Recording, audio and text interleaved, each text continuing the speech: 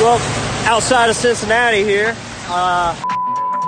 Ohio, hit a chunk of concrete in the road and got a broken motor mount. Engine sitting on the ground, and I'm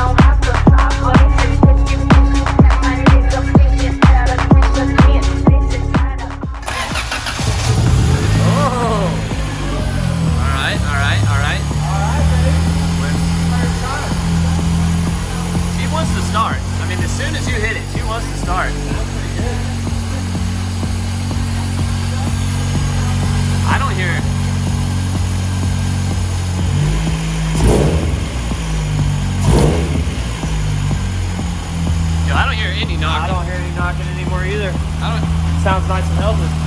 Yeah, she sounds good. We say we go take us out and have some fun? Yeah, let's, I'm so ready to drive this car. Let's let her warm up for a minute, make sure we don't have any leaks. Let's take her out on the street and have some fun. Let's do it.